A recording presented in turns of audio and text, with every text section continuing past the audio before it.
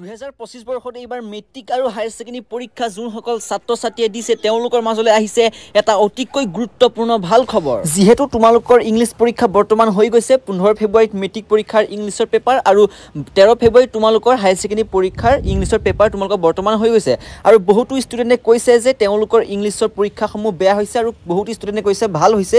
তো প্ৰায় সংখ্যক ষ্টুডেণ্টে কৈছে যে এইবাৰ তেওঁলোকৰ একেবাৰে ইংলিছৰ পেপাৰ বেয়া হৈছে। তো চিন্তা কৰা তোমালোকৰ কোনো কথা নাই, তোমালোকৰ সকলো ষ্টুডেণ্টে এবাৰ পাছ কৰিবা ইংলিছৰ পৰীক্ষাত।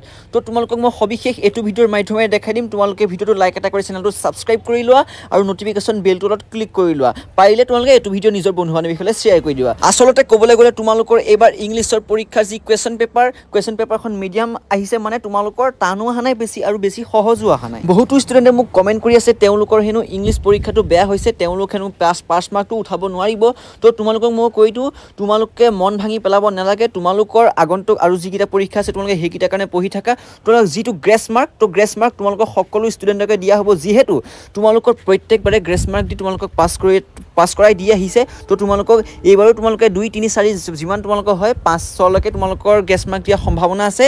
তো গ্ৰেছ মাৰ্কৰ ওপৰত অতিকৈ গুৰুত্বপূৰ্ণভাৱে আপডেট আহিলে তোমালোকক মই নটিফিকেশ্যন সকলোকে প্ৰথমতে দিম। তোমালোকে চেনেলটো ছাবস্ক্ৰাইব কৰি থ'বা। তো তোমালোকে একো ভয় কৰিব নালাগে, সকলো ষ্টুডেণ্ট পাছ কৰিবা। তোমালোকে পজিটিভ ধান্দাত থাকা, তোমালোকৰ এক্সাম ভাল হ'ব। ধন্যবাদ।